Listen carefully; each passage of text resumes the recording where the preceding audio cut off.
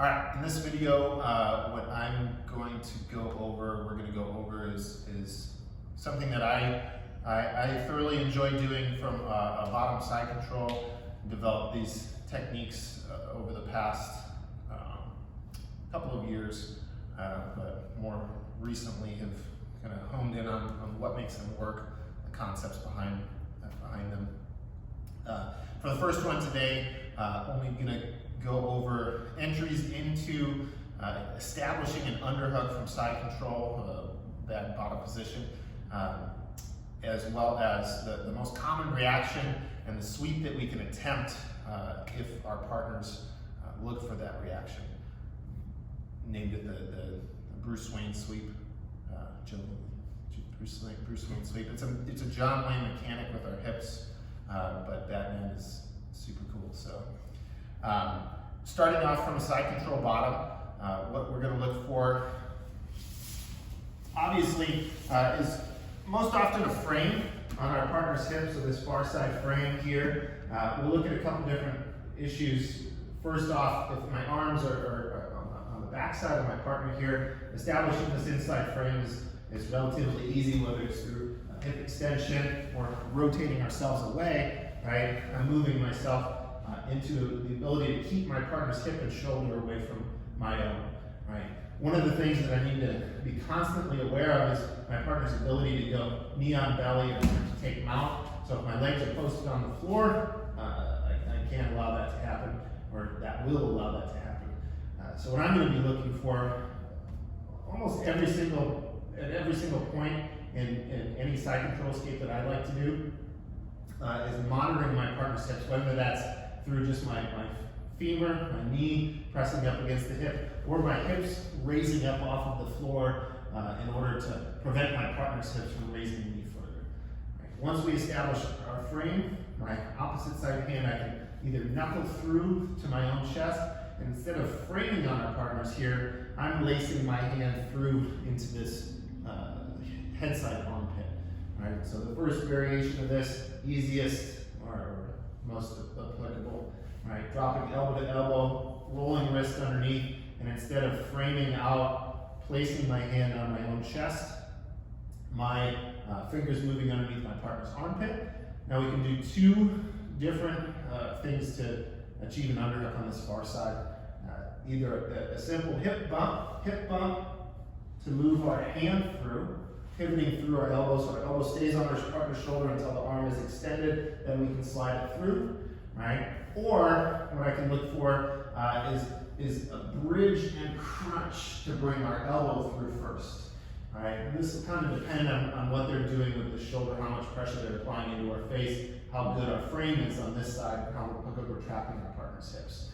But these two variations of either a bump to wing the hand through, and then slide the arm, right? Or I'm bridging and crunching to get that elbow through, right? As soon as we have the elbow through, the arm can extend. Once we have our extension, that's when we either move toward our first escape, which I'll show later, or our partner's moving in to block this attempt, right?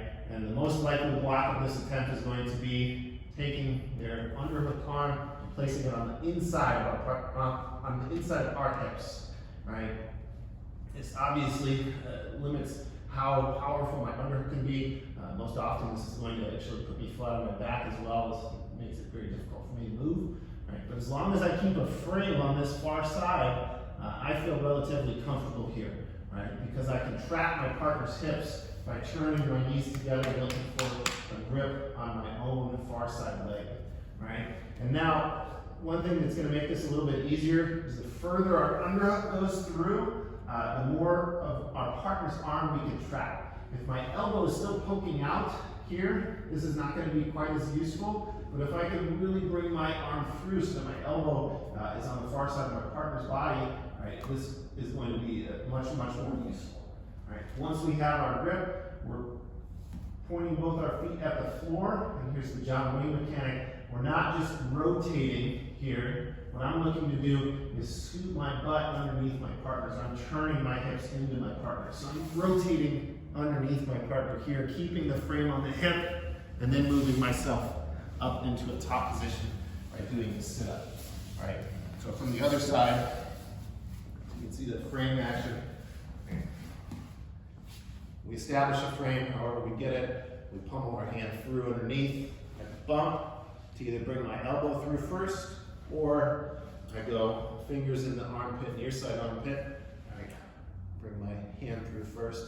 If my partner goes to block, I want to maintain the frame on the hip, both legs come up, right? We're reaching for our far side leg, looking for a grip behind our own hamstring, and then we're scooting our hips underneath our partner. So I want to flatten out underneath my partner, keeping this frame on the hip that allows me to turn up and over. The more they commit to that post on the inside hip, the easier it is for us to get this frame. All right.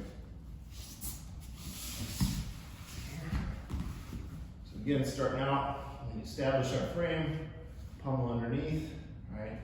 Hand in our near side armpit. We're going to bump to wing through, right? Or bridge to pummel the elbow. We catch our underhook. Our partner goes to block. We're going to grip our own leg, right? Heels to butt. I rotate underneath to make my turn.